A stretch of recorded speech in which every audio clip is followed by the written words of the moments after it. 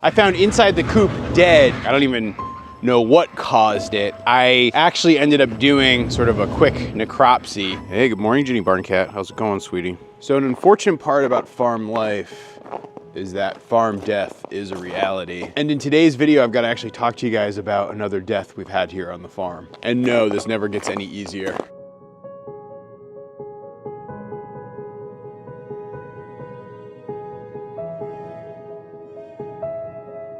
Morning, boys. How's it going, Macho Man? You doing good? Give you some of them scratches under the neck. Well, look at these sleepy dogs. I got a sleepy Toby dog. Hi. I got a sleepy Abby dog. How are you? Did you guys have a good night? Doesn't even look like I have to fill the water trough this morning or have any ice to break up. For late December, we are still having yet another very warm winter. We've been actually getting more snow this year versus last year, but the thing that keeps happening is it keeps warming up again and then all the snow melts. So I'm not sure how much of a snowpack we're gonna end up with this year. I know things are early and I know that there's a huge difference between weather and climate, but still what it means to be a winter in Vermont's Northeast Kingdom continues to change. What are they barking about? Oh, it's just my neighbors. Every morning my neighbors, who are very nice people, will walk their dogs and just, walk by the house. And the dogs always go nuts. I know, Toby, you don't like Carl, the neighbor dog, even though Carl's actually a very sweet boy. That's just Toby dog doing his job. So yes, I'm hoping that this morning's chores go better than yesterday morning's chores, because yesterday I came out here in the morning to do my regular old farm chores, and I greeted the barn cats, and I greeted the guard dogs, and then coming over here to do the birds. See if our water fires up here this morning. It should. It's not even freezing. It's 33 degrees Fahrenheit right now.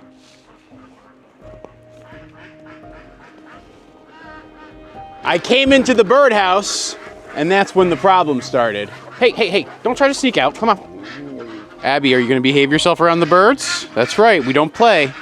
Even if they try to steal all the food before it's time to feed them. At first it seemed like it was just a normal morning in the hoop coop and all the birds looked normal. But then I came over here to let the weird chickens out. Morning, Carmen. Oh no, am I having even more problems? Oh no. Okay, they're both okay. I got a little heart palpitation there real quick. But yeah, as I was checking eggs there this morning, I found inside the coop dead Rosette the chicken. Now Rosette, if you guys recall, she was actually the daughter of Rosie, and so it just sucks. Her mom died at the very start of winter about a month ago. Her daughter, who she hatched out last year, just up and died too. And I don't know, it just really sucks to have to report that to you guys. And I don't have even much more to give you other than that, to be quite honest. Release the Kraken!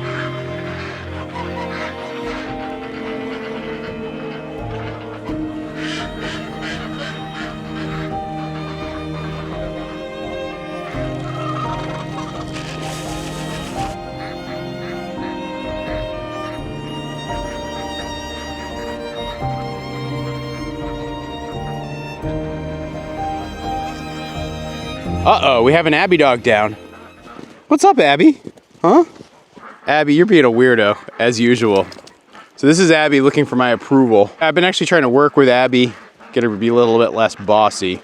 I'm not sure if it's working too well. Even though she's younger and actually a little bit smaller than Toby dog, she's kind of got boss dog personality, and that's just how it works out to be. It's actually not all that unusual for that to be the case with a Maremma female. But admittedly, I'm getting a little bit distracted here because, I don't know, I just feel really bad about the whole Rosette thing. I don't even know what caused it. I actually ended up doing sort of a quick necropsy and just sort of checking out to see what was going on with her. Now, I'm not gonna show that footage in this video because I don't wanna get demonetized or get another, bad mark against my name from YouTube, so I'm not gonna show that part. But based on what I saw with my amateur lens in place there really wasn't too much to identify in terms of what happened. My best bet guess is that because it was a little bit wet yesterday and it was a little chilly overnight, but not extremely chilly, I think she just got wet and she just got cold. There was like a lot of moisture on her feathers, and so I think that was kind of at the root of it. But because we've had such, I don't know, violently swinging temperatures here on the farm over the last week, I feel like that weather volatility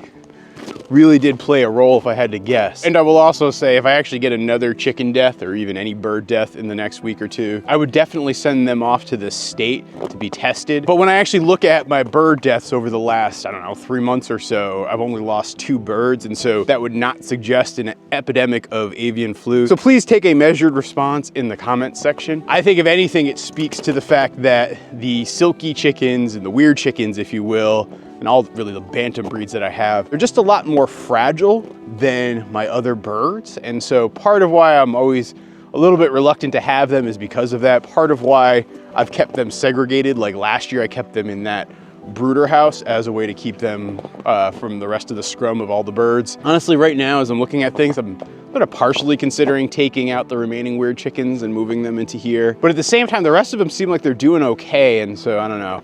I'm a little reluctant. I'd be curious on folks' thoughts about that one. All right, now it's time to swap hoses. So we connect that one for the cattle water and flip that switch to turn cattle water on. Flip this switch to turn bird water off, and then disconnect here. And then again, you'll notice this is gonna drain out all the existing water on this side. Give it a little quick tug to make sure I get everything out. All of that hosing is meant to have that point right up there as the high point, and that way all the water can drain out from there. Like, speaking of my weird chickens, by the way, you can see Bet right there. She seems like she's doing okay. Mr. Frizzle is right there.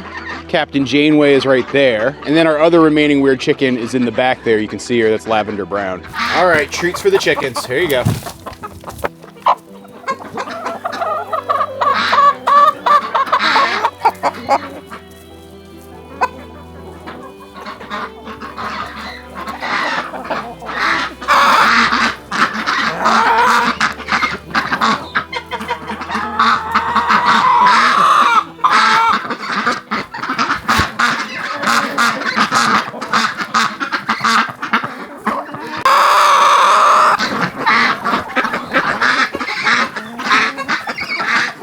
So Bet the chicken is definitely my most fragile of the weird chickens. I mean, like you saw just there, she's easy to pick up. She's very docile. I can just hold her for hours and she just doesn't seem to mind. She's a very pretty chicken. I mean, she's just like a pure white silky, but she doesn't see very well. She doesn't move very fast. She doesn't jump very well. Even though sometimes she can be underfoot in the traffic of the hoop coop, it's not like the other birds are ever intentionally bullying her. But all of that said, it actually does make me want to take special care of her specifically. Our other silkies or other weird chickens don't seem nearly as fragile as she is, and so I do watch out for her extra. And so quite honestly, with the death of Rosette, she is the one that I worry about the most. But at the same time, I really do feel like I need to balance the fact that she is a farm animal and she is livestock, and I can do the best job I possibly can to take care of her, but I can't have her move into the house and become a pet. That job's reserved for barn cats. So I'm gonna be watching very carefully for Betty Boop here and see how she does. I wasn't shooting a video yesterday, which is why I don't have footage of me discovering the death. You know, when Rosie died, I actually like discovered her live. Oh no,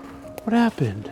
Oh no, oh no, no, no, no, no. And I will say a big part of me feels like it was almost a mistake to include that footage in a video, but it was like my raw reaction where it's like, I was just over here kind of doing my usual rounds looking for duck eggs, and I saw a dead bird over there and I didn't even know what bird it was. I put the camera down to walk over to it, and when I figured out it was Rosie, I was so disappointed. I even think I had to bleep out a swear, and I don't know, I don't usually swear a lot, so it's a rare situation when that happens. But a lot of folks ask me, like, do I record video every single day? And the answer is no. I usually only record a couple days a week where I have like the big camera, like the one I'm using right now, out to shoot footage. But then if something happens on the fly, I might just quickly use my iPhone as a way to like capture that footage. But no, I wasn't shooting a video yesterday. I wasn't planning on shooting a video yesterday, and so, yeah. But I will say that that's one of those weird things about doing videos and like capturing stuff on the farm from a day-to-day basis, where I like to say that you should tell stories about scars and not wounds, meaning you should wait till you've healed a little bit. For me, it's a hard thing to process live, and I feel like I kind of have a dilemma of how much should I show as I document what goes on the farm. And for a chicken like Rosette, it's not hard for me to like say, hey, give myself 24 hours and I'm totally fine to talk about it. I mean, I'm sad about it, but it's not gonna sink me into like a 3-month depression. That that job is also reserved for barn cats. Losing an animal like Molly Barn Cat, that's the type of thing that really set me down a deep, dark path. That was a really hard stretch of time for me, losing her. In fact, that super long video that we just put out, really kind of telling the story of Molly Barn Cat and the legend of Molly Murder Mittens. If you haven't seen it yet, you should watch it. It's like an hour-long documentary about Molly. That was really hard to do. You know, where Valerie, who helps edit most of these videos, she and I were working on that for a while, and it took me so long to pull footage for her because,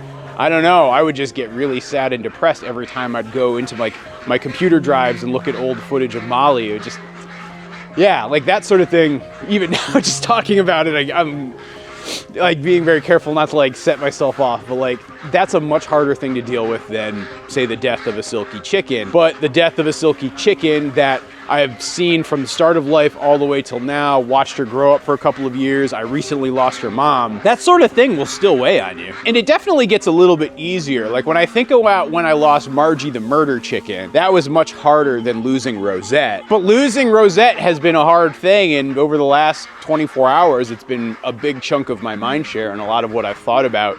And even as I was getting ready to make this video today, thinking about how I was gonna talk to you guys about it. So there you go. And by the way, I don't know if you've noticed this, so I was just cleaning off the chicken poop. Last year, I'd actually set this up as a set of nests for my ducks and geese, particularly when the geese get into laying season. I want them to have a place to lay their eggs. But every single night, all the chickens roost up top here, and that means that the chickens poop all over the place, and then this area down here gets covered in chicken poop. And that chicken poop needs to be cleaned, and then I basically cover it up with more straw. If I'm looking at the floor of the hoop coop right now, I just put down some fresh straw, and I usually put down fresh straw, I don't know, every day or every other day. But what you'll notice is there's probably, I don't know, about 4 or 5 inches of material now below my feet between me and the dirt. It'll darn near be a foot by the time we get to spring, and then I will take all of that stuff and then pull it out, and then we compost that.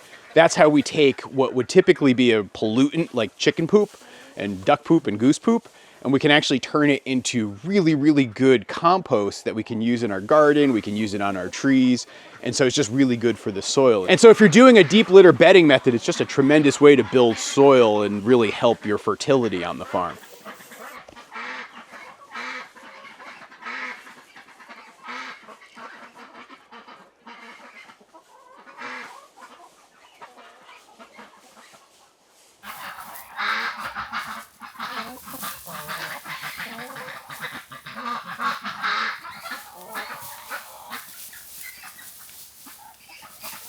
So when it comes to my cattle this time of year, I actually have 2 shovels I use. I have the water shovel and I have the poop shovel. The water shovel is used for smashing ice and scooping out ice. Of course, on a day like today where we're starting out with temperatures above freezing from the get-go, this is just not necessary. And then the poop shovel, well, the poop shovel is, I guess, kind of self-explanatory, right? Pretty much every other day, I'll come in here with my trusty poop shovel, as well as the poop shovel's favorite accessory, the poop sled.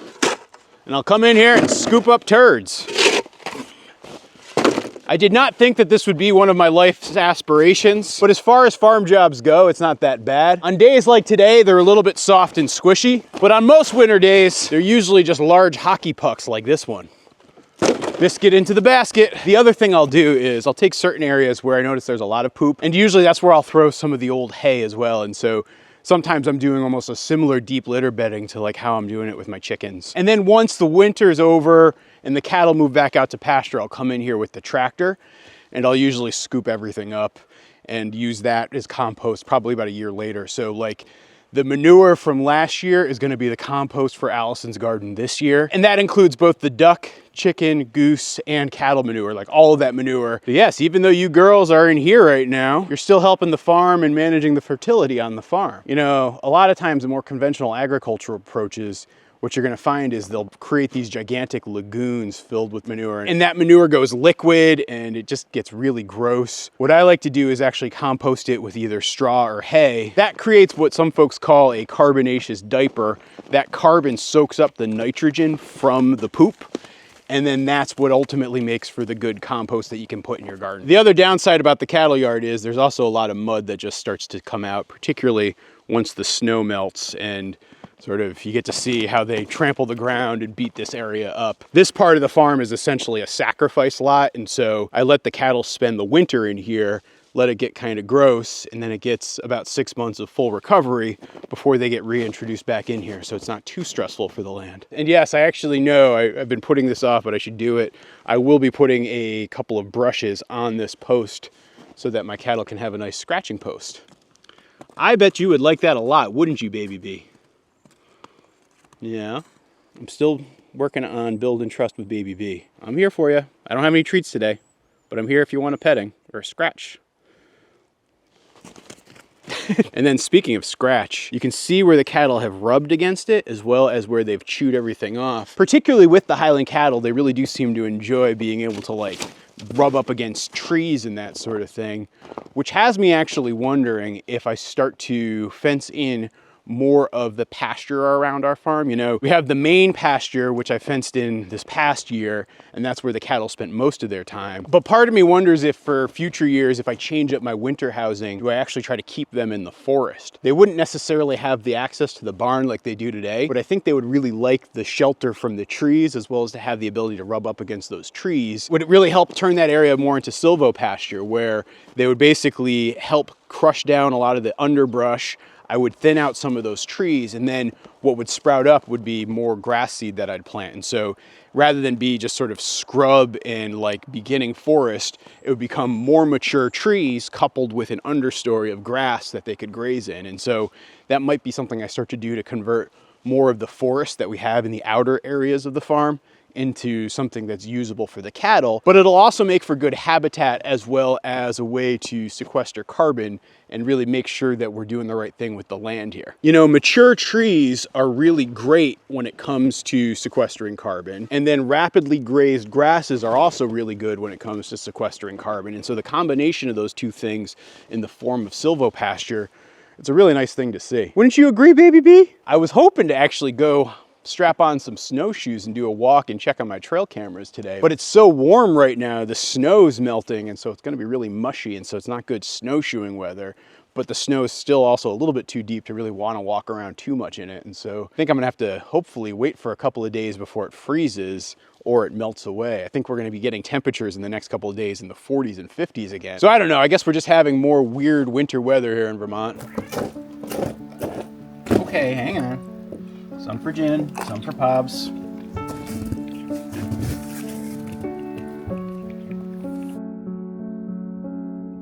Hey Toby dog, hey Abby dog, how are you guys doing? Oh, it's been a busy day here on the farm, I know that. Come on guys, we gotta go put our birds to bed. You know, the reason you guys don't usually see me shooting videos in evening is it's pretty easy. All right, all geese go to bed. Come on, you chickens, let's go to bed too. Come on, let's go.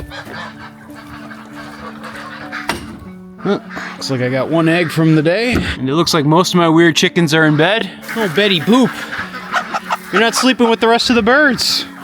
All right, putting you to bed. Good night, Bet. Good night, weird chickens. Be safe.